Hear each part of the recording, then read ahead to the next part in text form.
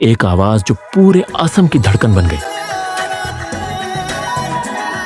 और जिसने बॉलीवुड से लेकर लोक गीतों तक अपनी एक अलग पहचान बनाई।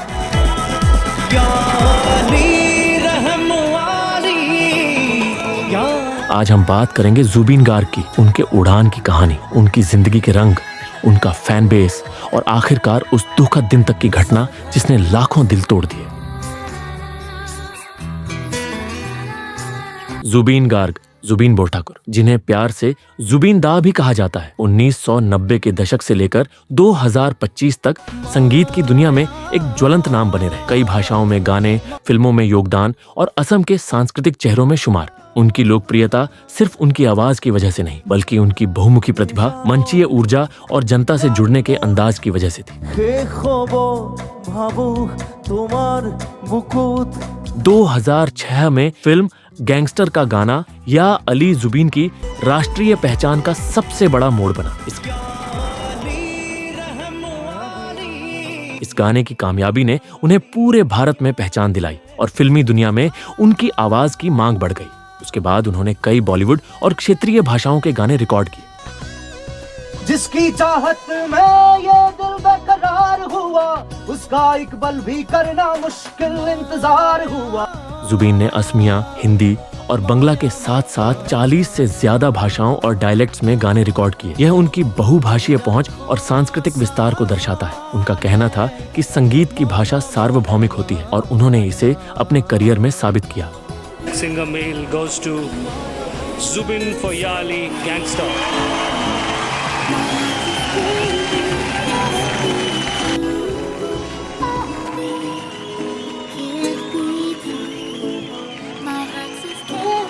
I will dedicate this award to the people of Assam and Northeast who are my constant inspirations. Jubin की लाइफस्टाइल में दोनों का मिश्रण दिखता था। वे अक्सर गैर आलिशान परिधान, हैट या गमुसा के साथ देखे जाते थे। उनका पर्सनल ब्रांड इसी तरह बना, सिंपल पर स्टाइलिश। उनकी पत्नी गरिमा सैकियागार और उनका पारिवारिक जीवन मीडिया में कभी कभी दिखा, पर जुबीन ने हमेशा संगीत को प्राथमिकता दी।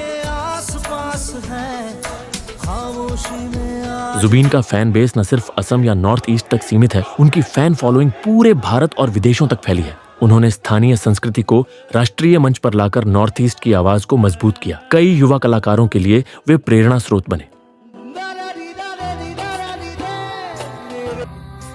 19 सितंबर 2025 को जुबीन गर्ग का अचानक देहांत हुआ। वे सिंगापुर में 4th north east India festival के सिलसिले में मौजूद थे। रिपोर्ट्स के अनुसार वे समुद्र डाइविंग से जुड़ी दुर्घटना के बाद सांस लेने में दिक्कत का सामना कर रहे थे। उन्हें अस्पताल ले जाया गया, जहां उन्हें मृत घोषित कर दिया गया।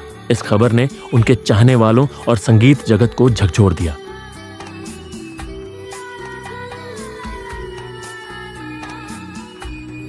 जुबीन की विरासत केवल उनके गानों में नहीं रहेगी, बल्कि उन रास्तों में भी रहेगी जो उन्होंने असम और नॉर्थ ईस्ट के कलाकारों के लिए खोले। उनकी विविधता लोक से लेकर फिल्मी संगीत तक इस बात की गवाही है कि उन्होंने किस तरह से अपनी मिट्टी की आवाज को समकालीन मंच पर पहुंचाया।